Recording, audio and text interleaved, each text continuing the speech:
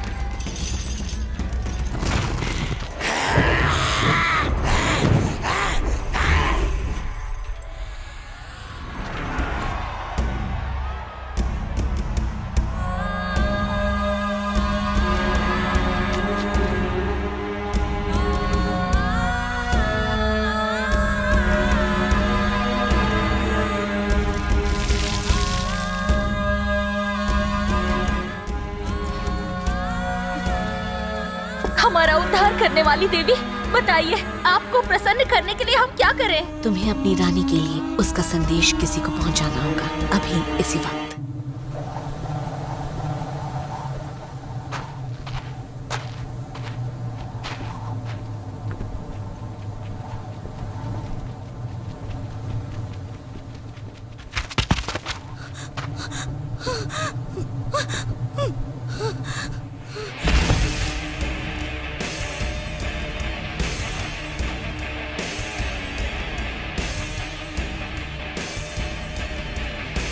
दुश्मन की हर कमजोरी जान चुकी हूँ। हमले में और देरी नहीं करनी चाहिए। The time for war has arrived.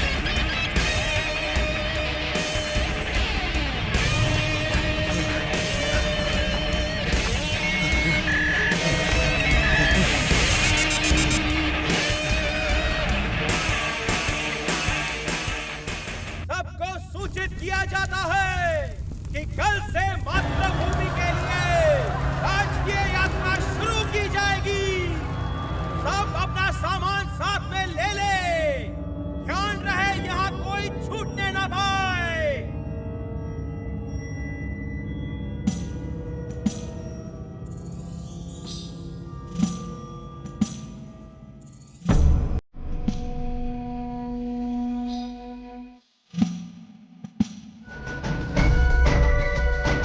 देखती हूँ कैसे देता है तू आशीर्वाद अपने चोला राजा को।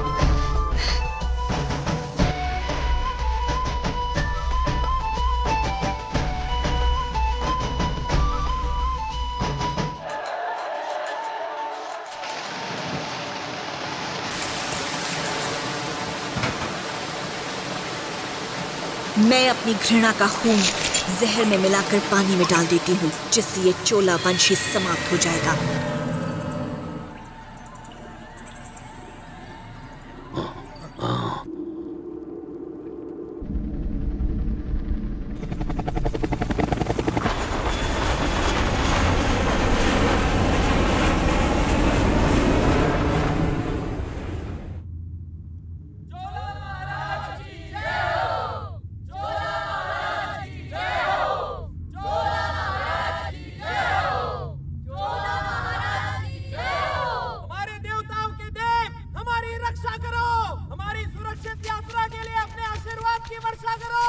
महाराज, एक बुरी खबर है।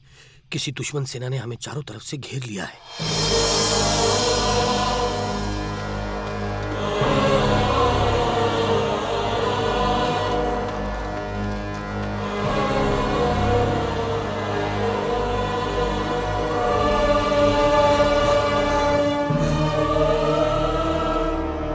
आज हजारों साल बाद पांड्यनों का बदला पूरा होगा।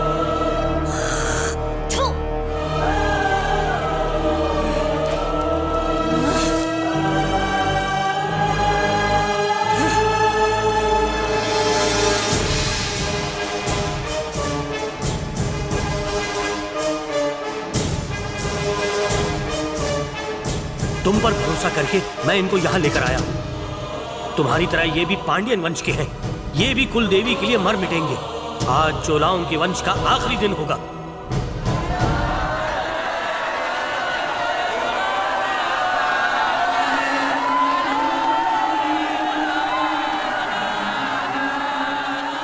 चोला राजा समझ चुका था कि उसके साथ धोखा हुआ है। अपने सपने को टूटता हुआ देख वो सदमे में आ गया। अपनी प्रजा को दिया हुआ वादा ना निभा पाने के कारण वो खुद को मार देना चाहता था। इतिहास फिर से अपने आप को दोहराने वाला था। तकरीबन 1000 साल पहले पांड्यन ने चोलाओं के साथ जुल्म और अन्याय की जो खूनी कहानी लिखी थी, वो फिर से लिखी जाने वाली थी। उसे अपनी आंखों के सामने चोलाओं का अंत दिखाई देने लगा। चोला राजा में इस भयानक वहशी खूनी मंजर को देखने की हिम्मत नहीं रह गई थी। चोला राज्य के नागरिक अपने राजा को किसी कीमत पर खोना नहीं चाहते थे। वो उनके लिए उम्मीद की आखिरी किरण थी। अनीता का मित्र राजा अचानक रोने लगता है। उसकी आत्मा ग्लानि से भर जाती है। वो जानता है कि होने वाली तबाही के लिए सबसे बड़ा कसूरवार वो खुद ही है। अनीता को यहाँ लाने में मदद करने वाला वही था। चोलाओं के साथ जो खून की होली खेली जाने वाली थी, उसका जिम्मेदार स्वयं राजा था। चोला वंश के लोग उसे मार देना चाहते थे। वो अपने गुनहगार को एक भयानक सजा देना चाहते थे। असहाय चोला राजा के पास ये सब कुछ देखने के अलावा कोई चारा नहीं था।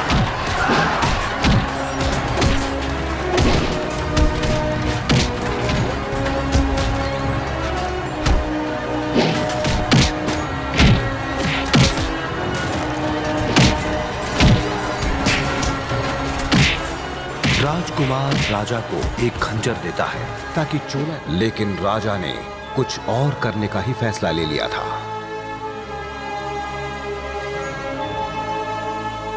चोला राजा ने जब ये सब देखा तो उसे चोलाओं की कुछ पुरानी चित्रकारियां याद आती हैं, जिनमें आने वाले समय की भविष्यवाणियां छुपी हुई हैं।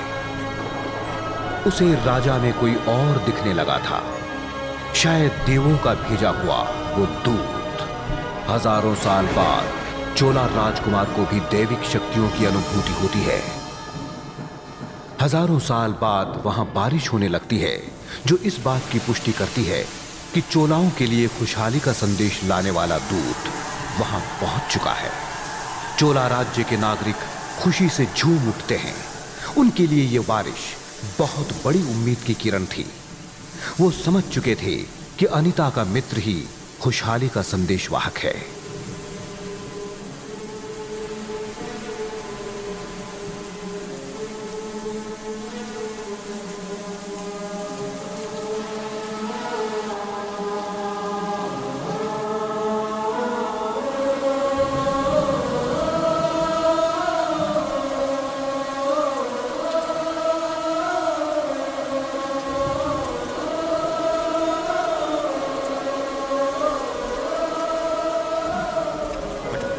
हटो हटो, मुझे जाना दो।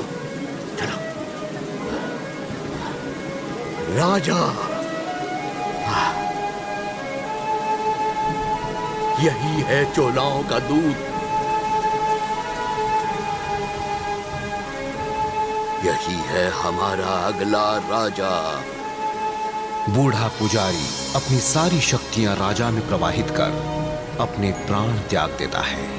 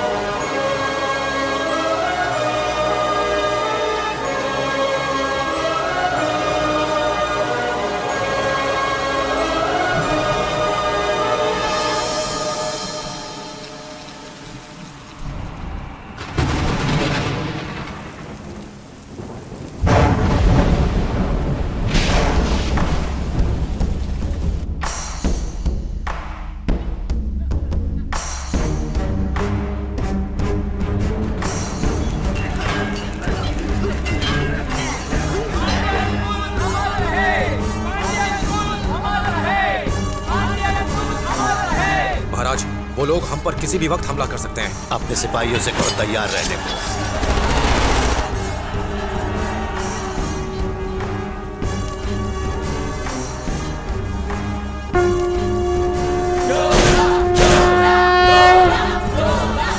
भले ही ये दो अलग अलग युगों के बीच का युद्ध था, 16वीं सदी और आधुनिक दुनिया के हथियारों और तकनीक में जमीन आसमान का अंतर था, लेकिन एक अस्त्र ऐसा भी था जो उस जमाने से लेकर आज तक नहीं बदला। वो अस्त्र था छल और कपट।